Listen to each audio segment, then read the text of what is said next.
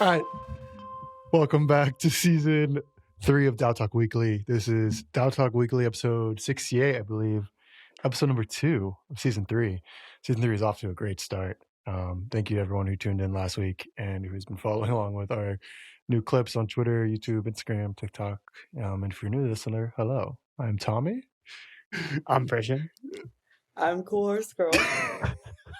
I'm third. Wow, just You're third. absolutely a ravishing start to this week's episode. CHG is in the Bahamas at a conference. I'm going to let you explain where you're at, what's going on, and it's kind of like a lead into the Tally newsletter this week.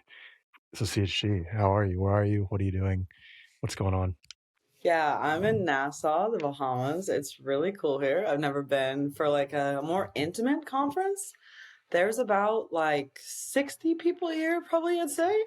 It's run by our friend Steph, who used to be at Govern, but is now at managing the Caribbean Blockchain Crypto Association. So yeah, he's moved on to bigger and brighter things, which is cool. It's like a conference they want to hold every year. This year they want to do sort of topics for it, and part of the reason it's in the Bahamas is because they're trying to like reclaim the narrative from the SBF stuff. Obviously, this year the focus is consumer crypto, which is cool because we talked a bunch about like brand building and building on top of things that already exist, like using the tools that are out there. There's like a good variety of people there that were like super deep in the crypto space versus like dabblers / like web 2, how do I web 3ify my stuff, which was cool. But yeah, I was chatting a lot about why you need to build on credibly neutral stuff, which we'll talk about later in this episode. But that was really cool, but the group's awesome. I've found it actually really valuable. I've made a lot of good connections, both in like I said, like super big ideas, big projects. Some people from Consensus are here, and then also smaller organizations that are just like, what are best practices to run an org in crypto? A lot of which I think Tally has to do with. It's cool being like a few people have come to me and been like, like, you're the, like, I was told to speak to you. How do I run my organization? Which is, it's good for the ego, obviously. And then one more funny thing was that when me and Steph were just chilling in the back there while everybody filtered in, and I was like, oh my gosh, this is the best ratio of any crypto conference I've ever been in. And I was thinking like gender ratio. There were a ton of women there. But then Steph was like, no, this is the best ratio of any crypto conference ever on like so many levels, which was pretty cool to go to something like that. So yeah, enjoying it, eating a lot of conch, which I called conch for the first 3 days. So I was, oh God, when I found out that was the situation, I was deeply embarrassed.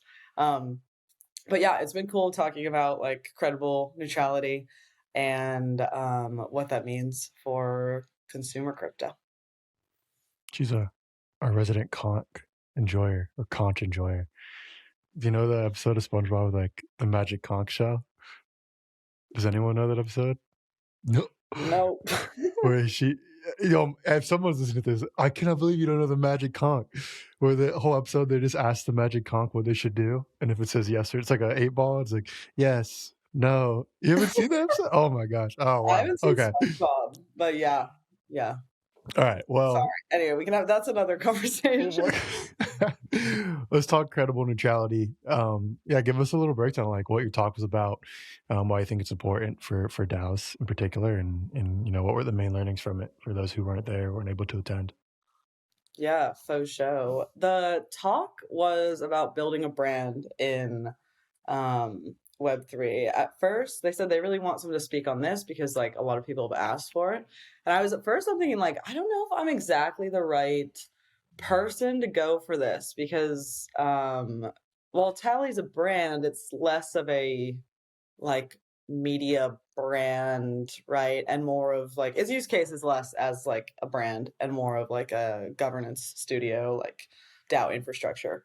So I thought that at first, and then I started thinking like, well, what is a brand in Web3, and what's that have to do with Tally or anything we care about? And I was like, well, a brand in Web3 is something that's trustless and credibly neutral, right? And that's exactly the infrastructure that we provide for. So it was cool to talk on that. I gave a bunch of examples. Like the famous example that Denison always gives is the Zynga Facebook example, which is like Zynga was a like gaming studio that built a bunch of games on top of Facebook, like Farmville was a famous one. So many people used Farmville and Zynga was rich and stoked. And then Facebook was like, actually, let me rug you and take all your revenue and all your traffic. And Facebook made a version of that themselves, and they made it harder for Zynga to get revenue and traffic. So Zynga ultimately went away just because nothing they did, but just because of the stack that they built on top of Facebook. But that can be completely voided when the stack you build on is credibly neutral, meaning it's probably decentralized. So if you're a builder and you build on top of Arbitrum, you are probably, way less likely to get rugged, so to speak, because you have the opinions of the Arbitrum community, which includes yourself, than you would be building on a centralized organization that can just take your privileges and use cases and money away from you at any given moment, really. So it was a really cool talk. People were really stoked on credible neutrality. We talked a lot about one of the other examples I gave was like branding in Web3, which Tommy, I'm sure you can add to this too. But like branding in Web3, you want to be known as not just like on this deeper, more philosophical level, like credibly neutral, but you also want to be known as trusted. When you think about Web2 brands, something most of them have in common, even the ones that you're like very loyal to, is it's not trust, right? Like, do you really think like Walmart is doing anything in your interest? Do you really think that Apple makes your phone stop working after 2 years for your interest? So you can think about it in like this. It's cool. You can think about it in a philosophical way about like Web3 and decentralization and using Tally to do that, really. Or you can think about it in a like very simple to understand Web2 way, like, damn, what if Apple had a DAO and you could say everybody voted to make their phone last for 10 years, and then maybe places would be more confident building on Apple and buying Apple. So yeah, it was a great talk. I felt really good about it, and it's exciting when you get like a good topic down and you can like give a good monologue that maybe we'll hear more about in the future. I love it. Sounds exciting. I'm sad I missed it, but I'm excited to see. You'll be at hopefully Denver. Don't worry. Yeah, we'll be in Denver. I'm excited to see some, hopefully some recordings of the talk. It sounds amazing, sounds interesting, and I'm sure if yours is any indication of the rest of the conference, I'm sure every talk was as invigorating and stimulating and important for the ecosystem moving forward. Speaking on Arbitrum, mentioned Arbitrum there for a second. Let's go into some STIP. We've talked about STIP on the podcast before, particularly when the STIP short-term incentives program for the Arbitrum DAO was getting passed and projects are getting voted on. But it has since been passed, and Tally has received a portion of the STIP funds, and we have to give them out. So I don't know if Frisson or CHG, which one of you wants to kind of take this and run with it. But if people are listening, kind of the intro is we want to give you money, and we have to give you money. We have to give you funds. So who should be interested in this? Who even qualifies for this? And if they do qualify, how do they reach out? How do they get the funds, which are going to be in the thousands of dollars? Yeah. Who wants to take this? CHG, Frisson? It's got to be CHG. She's a STIP queen. Yeah, she is the STIP queen. Okay. I'm Mr. Talk here. Let's go. Really, you should DM her. You know, if you really want to get something done with STIP, I'll probably just like You just want less DMs. pass you off. yeah, I'll probably just frantically reply to your DM like, oh yeah, we would love to support you, and then like forget about it. So no, just kidding. You can DM me. To get real. Yeah. So Yeah. really, CHG's been leading this out recently for us. Yeah. So the STIP is really cool. Like, if you're familiar with the Arbitrum STIP program, Arbitrum gave out like this basically form of stimulus to a bunch of protocols. A lot of it was used for their own incentives or rewards. But Tally's is a bit unique. Ours is not going to Tally at all. It's going to us to distribute to DAOs on Arbitrum that also, set up on Tally.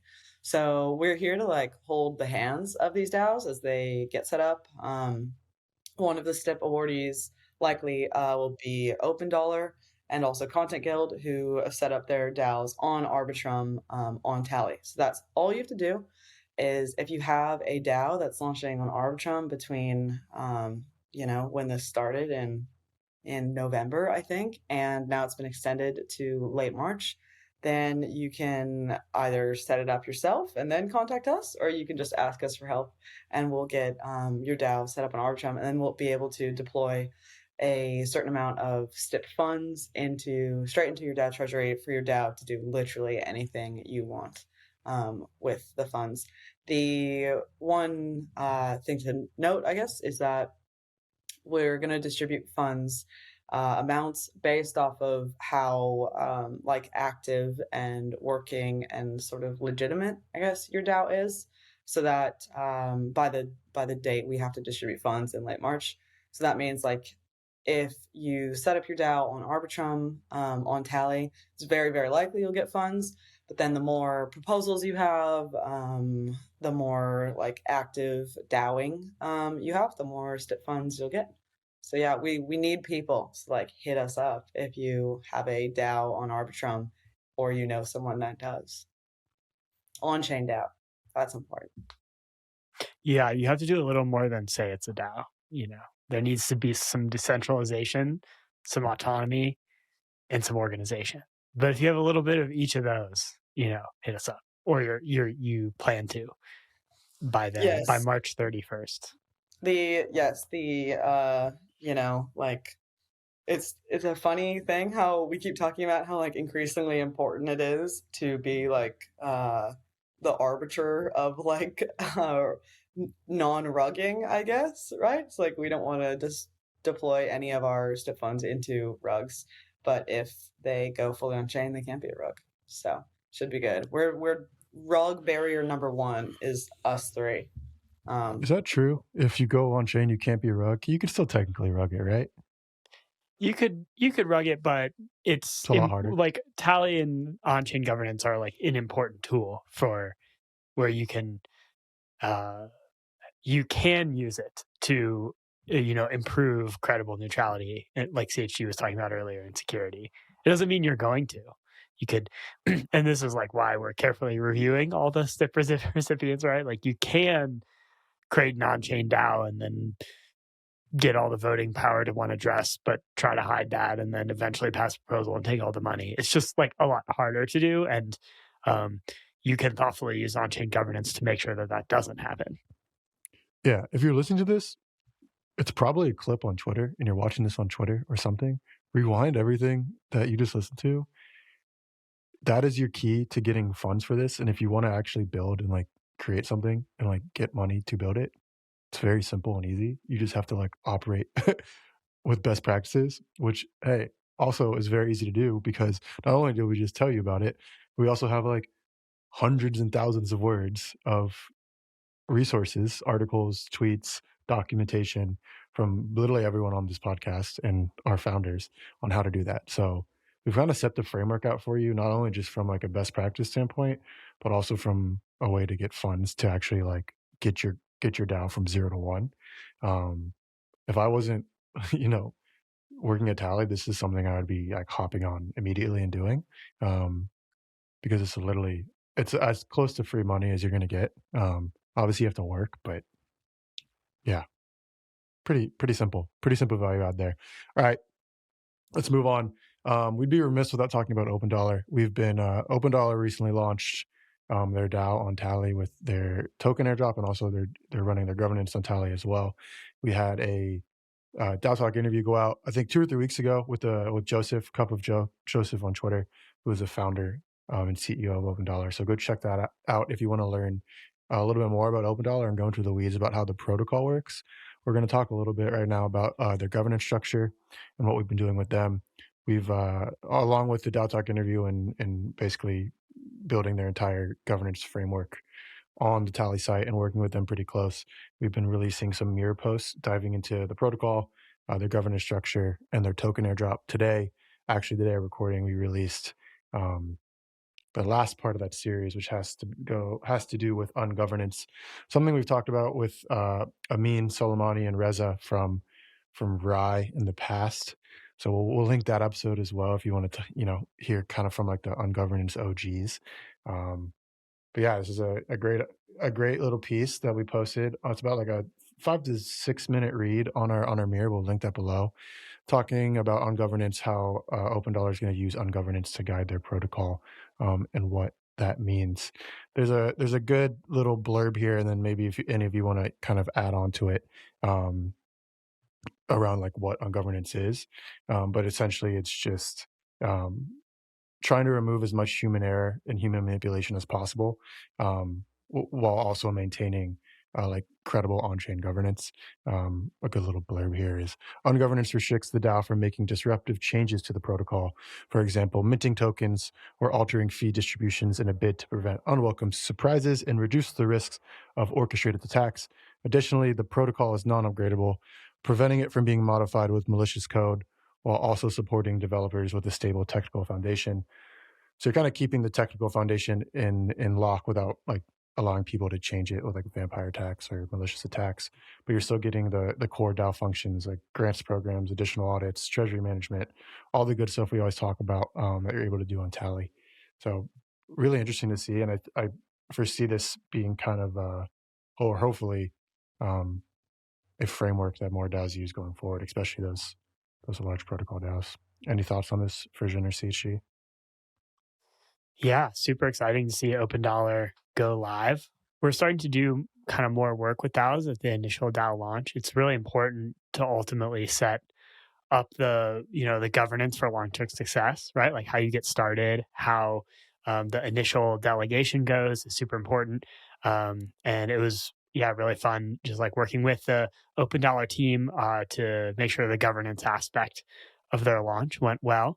One of the really great aspects of working at Tally and like the position we're in the ecosystem is we get to watch tons of governance experiments unfold, right? So the approach that Open Dollar is taking with ungovernance, I think is one that a lot of protocols strive for. Like one of the things that I talk about a lot is if you imagine a 2-circle Venn diagram between credible neutrality and getting shit done, Tally's in the middle, right? We allow you to get stuff done and ship and upgrade the software and deploy the treasury for growth, while also retaining that credible neutrality and giving a distributed group power over the protocol.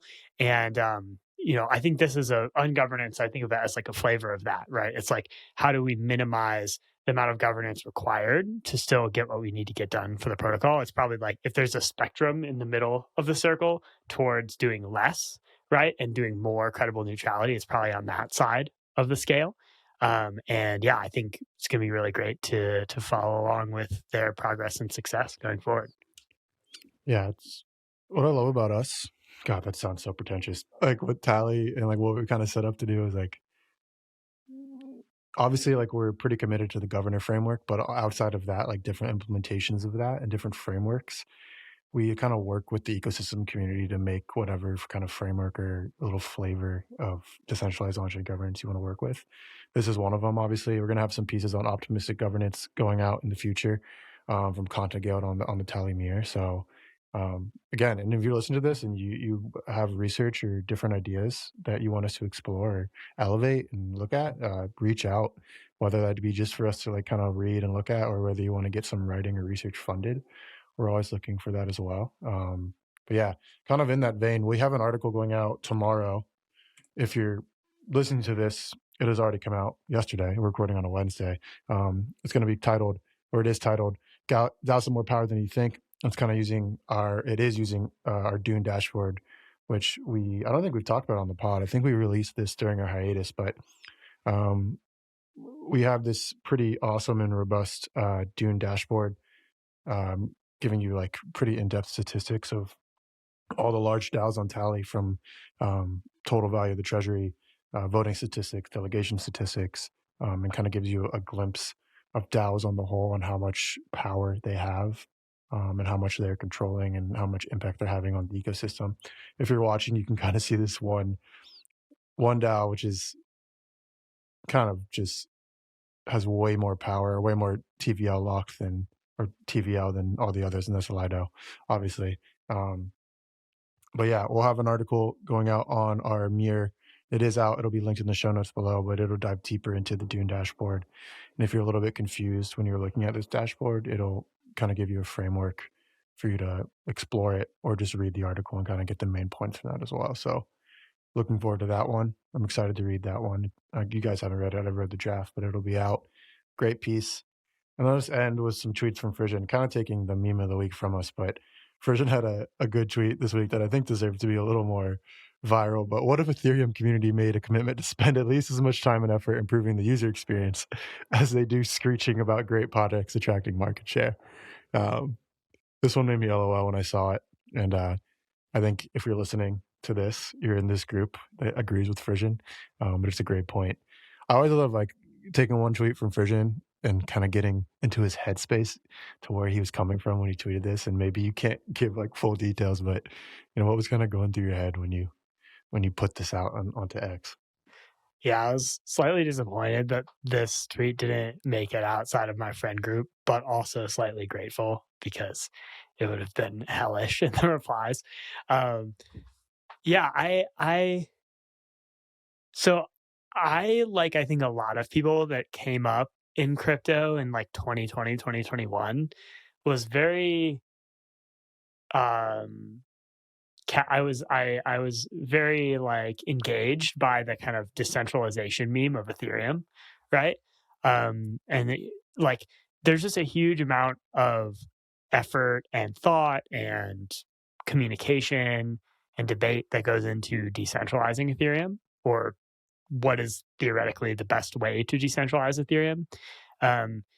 And what I've observed is there's nowhere near that much level of effort into making Ethereum usable, which is not like an appropriate allocation of priority, because Ethereum is designed to be usable, right? It'd be one thing if Ethereum was Bitcoin and you weren't supposed to use it. Like, I mean, people are now using it anyway, but it's kind of like, despite the fact that the people who designed it did, like it's in spite of itself, it's being used. It's really not designed for that purpose. And the average Bitcoin holder wouldn't say Bitcoin is designed to be like used for stuff necessarily. Whereas that's not true in Ethereum at all, right? Like everyone wants people to use Ethereum, and yet the discourse, like the discourse and the research, like I've made the same comment about actually the Ethereum Foundation. Like I've made an almost exact same tweet, but about like, instead of allocating like near 100% of the Ethereum Foundation's grant budget to basically decentralization research, what if they, or even just like infra research, what if there are some that was allocated towards actual just like UX and usability, right? There's sort of just no, like the mainstream Ethereum discourse just really doesn't talk about usability, right? And I think that is, that's a huge miss. And like this is kind of the biggest cultural gap in the Ethereum ecosystem. I would add that like this is I don't want to like put anyone on blast, but I think if you're not a researcher or like a core protocol engineer, most of those people would actually be a little more knowledgeable talking about UX than they would talking about how to decentralize Ethereum. So it's kind of like yeah, if I could do one thing for Ethereum, I would to cast one spell. It would be sort of like to shift the culture a little bit away from sort of like theory around decentralization. Keeps some of that, but not all of it, and shift some of that over to like usability, right? Like, how do we make it so that it's any builder, like anyone who builds an app on Ethereum, it's like super easy for them to onboard users, and they never run into any meaningful UX barriers around that. Like that sounds like a worthy point of discussion and research for me, but I just don't see it. Right? Yeah. The cool thing about that is if we don't do that, it won't exist in 10 years. So I think I'm saying we, like the collective ecosystem, is going to be forced to move that way, or else we'll die. So I think sooner rather than later. I think like Frission's point's great, and I think if we can use that as a kind of a rallying cry to like make it happen sooner rather than later, obviously it's going to be better. But yeah, 100% agree with that. All right, moving into, we have a meme of the week. I got one. Was coming, but one thing I wanted to highlight. I'm a little upset. I'm not upset because if I was more involved in Uniswap DAO, I'd probably get these. But Frisson, do you have? I don't know if you have them near you. If you don't, it's fine. But Uniswap DAO released this sick custom swag merch, and it's Crocs, and they they worked with an artist who hand dipped them in like a type of dye paint, and they're called Unicrocs V0 first edition. Look pretty sweet. I've seen them. Frisson's shown them to me on calls this week, but I think it's a really awesome activation for the community. And Crocs are awesome. So definitely raising the bar for like very like unique's not a good enough word, but like protocol coded merch that kind of is above just like a t-shirt and sticker. Definitely is going to make me raise my game when I'm making merch for Tally and for ETH Denver. But awesome. Frisson, I don't know if you have anything to say about the Unicrocs before we go to meme of the week. Shout out to the Uniswap Foundation. They actually made a tweet about like how they were made. It shows a video of the artist making them, and then someone quote tweeted and put the artist's tag in the tweet too. So if you want to figure out how those were made, check out use the Uniswap Foundation's Twitter account. But yeah, it's a nice touch from the DAO. I think when we talk about attracting contributors to a DAO, a lot of people are focused on like hard things like compensation and participation frameworks and stuff like that, which are all important. But putting a little bit of like touch into it can make a big difference as well. So shout out. Now I got the swag. Soon they'll be worth more than Unisocks, and I'll retire, and that'll be dope. Yeah. I mean, we're all working on this global computer, this internet infrastructure. But at the end of the day, we're just, at least now, we're still just humans, all just working together. So I love it. Meme of the week from Cheryl from Seed Club. It's a picture from it has to be like a late 90s, early 2000s tech conference, and it's an MSN booth, and it's someone looking like the MSN butterfly. I don't remember this because I was probably too young for it, but I love it. I love the just the like weird like Steve Ballmer style developer conference vibe with just some like crazy costume, knowing like this is probably like a bunch of billionaires or pre-billionaires walking around in the early internet days. Just get your photo here with Emerson Butterfly. Please bring her back, and maybe we'll see Seed Club rock some type of like mascot costume at some conferences coming up. But I love it. Or maybe it'll be me. Who knows? All right. That's been season 3, episode 2, episode 68. Our next episode's the big one. I'm not even going to say the words. Why's that? Because you got to build its aura. If you don't know, don't say it. If you don't know what we're talking about, just think what comes after episode 68. We'll have a. Dude, Tommy is breaking it down for us. You're only going to get that level of insight from my DAO Talk. For those that are still listening, this is what I deal with on a day-to-day basis. Oh my god! When I try to run this podcast professionally, 68 kids, and make don't tell them. and make it Distinct. professional and take us to the next level, I got to deal with this shit on a 24/7 basis. But I love it. I love it. All right. Let's run to the end of this podcast. Shout out Ellie, who is our editor and producer of this podcast. She is helping us take it to the next level.